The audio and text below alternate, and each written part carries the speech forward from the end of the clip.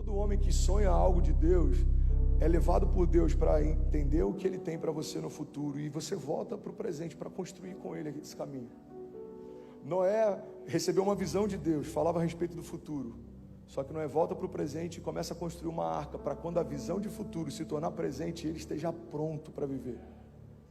Irmão, não comece a construir a sua arca quando as gotas de chuva começarem a cair, não dá mais tempo. Você está comigo? Olha para mim. José recebe um sonho de Deus, fala a respeito de futuro, então ele volta para o presente e enfrenta cárcere, vergonha, esquecimento, humilhação, cadeias, até que chega um momento em que o futuro que Deus mostrou para ele se torna presente, ele está pronto para governar. Deus já te mostrou uma visão de futuro, irmão. Para de fingir que o que você tem para viver com Ele é só o que você está vivendo hoje. Vai muito além de morar na Flórida, de comprar um carro, de ter uma boa casa. Essas coisas nos serão acrescentadas, mas existe mais. Eu estou sonhando agora com algo em Moçambique. Já comecei a ver um terreno para a gente comprar, e eu estou querendo muito construir algo lá. E aí um amigo falou: cara, por que ao invés de um orfanato você não faz um hospital? Aí a minha primeira resposta, eu falei: mano, tá maluco, um hospital? Ele falou: mano, tá maluco, olha o que Deus está fazendo. O que é um hospital para Deus? Eu falei: quer saber? Tá aí, um hospital. Aí eu liguei para um amigo meu que tem um projeto lá, eu falei: irmão, quero montar um hospital em Moçambique, me ajuda com o terreno.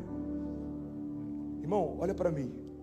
A história que você vai viver com Deus, quem vai definir os limites não é Ele, é você.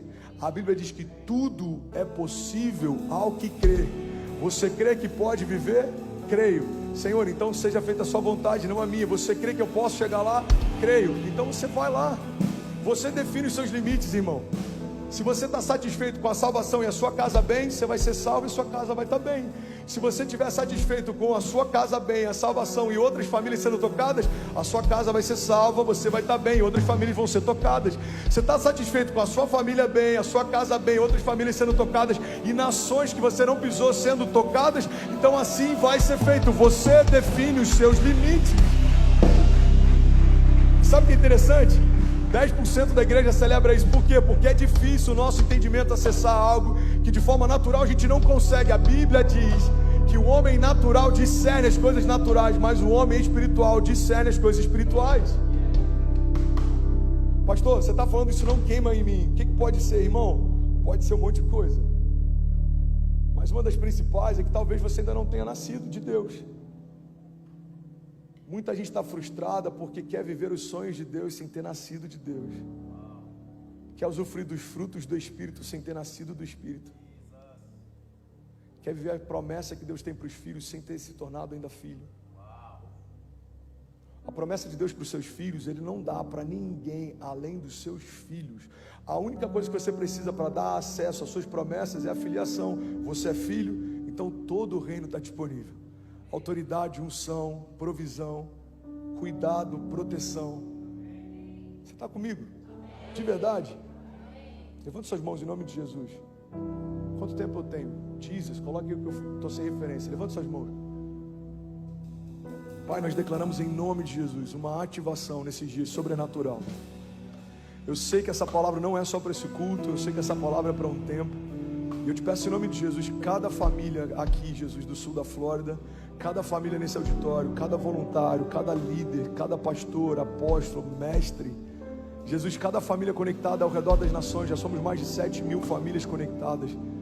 Jesus, eu creio que existe um tempo de convocação sobrenatural, e aqueles que corresponderem a esse chamado vão viver coisas que nem sabiam que existia. Eu te peço em nome de Jesus, Pai, nos dá clareza, nos dá visão além do normal. Jesus, nos dá ousadia, Pai, nos dá ideias dos céus, projetos dos céus, visões dos céus. Jesus, nos leva a lugares altos, Pai, faz algo novo no nosso meio, desperta homens que estão cansados, distraídos, que estão talvez esquecidos daquilo que o Senhor já falou com eles. Quantos pastores adormecidos nesse tempo, quantos profetas adormecidos nesse tempo, Deus, quantos apóstolos adormecidos nesse tempo, Jesus, quantos mestres adormecidos. Nós declaramos em nome de Jesus que o gigante acordou. Um tempo de despertamento sobre a igreja, um tempo de despertamento sobrenatural. Essa é a nossa oração, Pai. Nós declaramos em nome de Jesus olhos abertos, correntes sendo quebradas, mordaças saindo das nossas bocas. Nós declaramos em nome de Jesus, Pai, uma igreja gloriosa e triunfante, vivendo algo novo nesses dias. Os nossos filhos não serão saqueados dos seus destinos proféticos. Deus, os nossos filhos não serão rasos na fé, ou na profundidade, ou na expectativa pelo novo de Deus. Os nossos filhos queimarão mais, caminharão mais do que a gente caminhou. Os nossos filhos são a esperança da igreja. Os nossos filhos são um canal da tua glória para esse tempo, Pai. Ativa crianças, Jesus, ativa crianças. Derrama o teu Espírito sobre os nossos filhos. Derrama o teu Espírito sobre a nossa casa. Faz algo novo em nome de Jesus. Se você recebe isso, diga amém. Você pode celebrar no seu lugar. Você pode, pelo amor de Deus, irmão, reagir àquilo que Deus está fazendo aqui.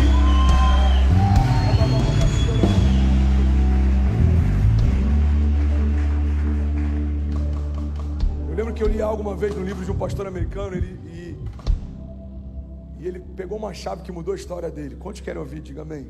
Você está comigo ainda? Ele diz que um dia ele aprendeu que é uma responsabilidade dele perceber a grandeza quando ela está próxima. Ele teve uma experiência que ele não conseguiu discernir algo grande que alguém carregava na sala, e quando aquela pessoa entrou, ele não usufruiu daquilo, e tempos depois ele entendeu que Deus havia promovido aquela conexão, mas ele não tinha entendido. E aí ele diz algo nesse livro, ele diz: precisamos reconhecer a grandeza quando estamos diante dela. Fala para quem está do seu lado, irmão, me ajuda a pregar. Fala: você precisa reconhecer a grandeza quando está diante dela. E é interessante porque isso acontece todos os dias, e aconteceu até com o próprio Jesus. Não é tão óbvio assim reconhecer a grandeza, irmão, mas os frutos de quem reconheceu ficam óbvios ao longo do tempo. A gente vê isso até no próprio sacrifício de Jesus. Tinham dois homens, um do seu lado esquerdo e um do seu lado direito. Um deles zombou de Jesus, estava enfrentando a mesma sentença que Jesus, mas por não entender quem estava do lado dele, teve um destino diferente de Jesus. Mas do outro lado estava alguém que entendeu que a grandeza estava diante dele, e o pedido dele foi: ei, lembra de mim quando entrar no teu reino. Você percebe, irmão? Pega isso em nome de Jesus. O momento dele era o mesmo, mas o destino dele mudou por causa do posicionamento. Eu estou do lado do autor da vida, cara. Se ele lembrar de mim, o meu destino vai ser diferente. Eu vou falar de novo, olha para mim, não se distrai. Aquele homem entendeu que ele estava do lado da resposta que ele precisava para mudar a sua história. Irmão, você pode estar no meio da multidão, Jesus pode estar passando do teu lado. Isso não é uma garantia de que você está usufruindo daquilo que ele carrega. Milhares de pessoas cercavam Jesus, pressionavam Jesus, mas só uma mulher tirou virtude dele. Igreja, olha para mim. O maior risco que a gente corre é achar que está queimando, quando na verdade o que a gente está sentindo é só o calor de quem está perto. Estar numa igreja não te torna cristão. Estar numa igreja não te torna filho de Deus. Estar no movimento de Deus não significa que você está se movendo com Deus. Estar numa multidão que caminha atrás de Jesus não significa que você está acessando tudo que Ele tem. Quantas pessoas foram só como espectadores para ver o que Jesus fazia? A Bíblia diz que quando ele começa a trazer o sermão do monte, a multidão vai se dispersando. Os discípulos começam a ficar preocupados, porque até aquele momento eles acreditavam que o número de seguidores ainda estava ligado a uma aprovação de Deus. Então eles falam: Jesus, o seu discurso é duro demais, não há quem possa ouvir.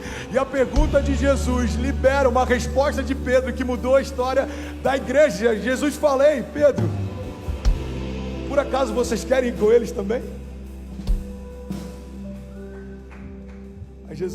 Aí Pedro responde: Senhor, para onde iremos nós, se só tu tens as palavras de vida eterna?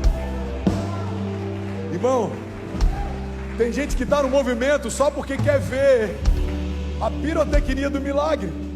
Tem gente que está no movimento só porque quer ver a euforia. Mas o mover de Deus não se resume a um arrepio que a gente sente quando está no meio de uma multidão. O mover de Deus se resume à liberação de vida eterna quando a gente faz parte do Quai, seu app de vídeos curtos.